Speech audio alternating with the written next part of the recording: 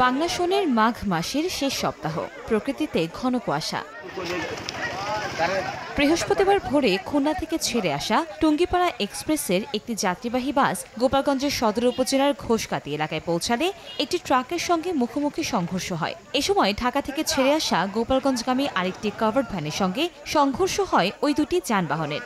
একই সময় গোপালগঞ্জ থেকে ছেড়ে আসা ঢাকাগামী আরেকটি ট্রাকেরও ওই ৩ যানবাহনের সঙ্গে সংঘর্ষ হয়। এতে ঘটনাস্থলে একজন নিহত ও অন্তত ১০ জন আহত হন। এইভাবে পর এদিকের গাড়ি ওদিকের গাড়ি যখনই আসছে তখন গাড়িতে তার সংঘর্ষ হয়ে বেকার অবস্থা হয়ে গেছে। এখানে আরো 2টা ঘটনা ঘটে গেছে, মানে কুয়াশার কারণে। পার্কিং অবস্থায় খুবই অন্ধকার ছিল 8টার দিকে, যার কারণে এই ঘটনাগুলো পরে ঘটছে।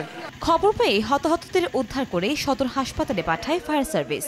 দুর্ঘটনার পর ঢাকা খুলনা মহাসড়কে প্রায় 2 ঘণ্টা যান চলাচল বন্ধ থাকে। ঘন কুয়াশার কারণেই এই দুর্ঘটনা বলছেন জেলা প্রশাসক। কুয়াশার কারণে একসাথে 4টি গাড়ি এখানে অ্যাক্সিডেন্টের সম্মুখীন হয়েছে। আমরা আশা করছি যে এই জাতীয় অ্যাক্সিডেন্ট কুয়াশার মধ্যে আরও বেশি সতর্কতা অবলম্বন করার জন্য সংশ্লিষ্ট সকলকে আমি অনুরোধ জানাচ্ছি। এদিকে ঝালকাঠির নলছিটিতে ঘন কুয়াশায় ট্রাক ও অটোরিকশার মুখোমুখি সংঘর্ষে একজন নিহত হয়েছেন, আহত হয়েছেন 2 জন। বরিশাল পটুয়াখালী আঞ্চলিক মহাসড়কের কাঠিরঘর এলাকায় এই দুর্ঘটনা হয়। কনক আজাদ, সময় সংবাদ।